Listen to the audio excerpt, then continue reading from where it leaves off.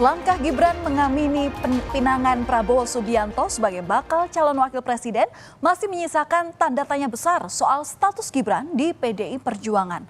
Semakin rumit dan tidak jelas. Di satu sisi, PDI Perjuangan tidak tegas dalam memecat Gibran sebagai kadernya.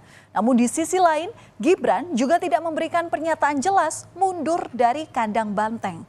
Saling lempar pernyataan dari kedua belah pihak ini justru membuat publik pusing 7 keliling. Kenapa PDI Perjuangan terkesan sulit untuk memecat Gibran?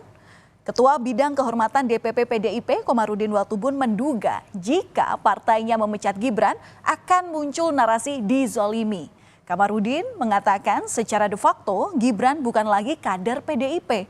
Tak perlu didramatisir soal KTA, kata Komarudin.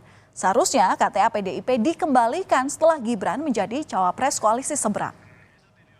Tidak perlu lagi didramatisir, kita kan tahu itu. Kalau kita ambil tindakan tegas pecat, nanti dia gunakan lagi itu. Waduh, saya disolimi. Sudah lagu lama itu.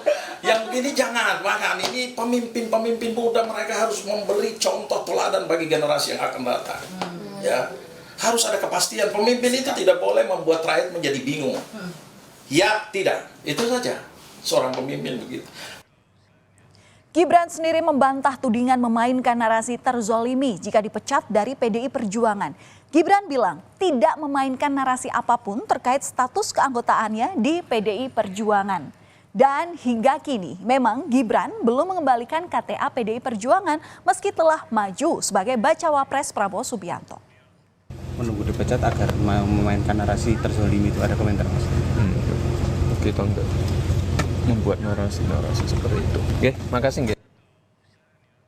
DPC PDI Perjuangan Kota Solo akhirnya mengirimkan surat kepada Gibran pada 31 Oktober lalu. Isinya agar Gibran segera mengembalikan KTA PDI Perjuangan serta mengajukan surat pengunduran diri dari partai. Surat ini ditandatangani langsung oleh FX Hadi Rudiatmo selaku Ketua DPC PDI Perjuangan Kota Solo.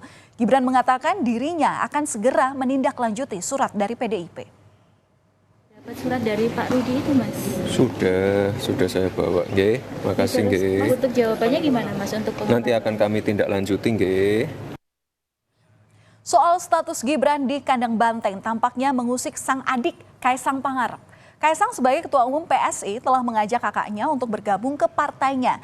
Kata Kaisang, Gibran hanya menjawab singkat tanpa menjelaskan artinya. Gimana Mas jawabannya? Jawabannya gimana? Ya tahu Pak Wali Kota kan seperti itu. Mas mau nggak Mas Wali? Ya Mak ya. Tapi kan ya udah begitu. Ya. Nah, apakah Gibran akhirnya akan menjawab tantangan PDI Perjuangan untuk mundur dari partai? Apa yang sebetulnya menahan Gibran untuk keluar dari kandang banteng? Kita lihat saja apa sikap Gibran selanjutnya.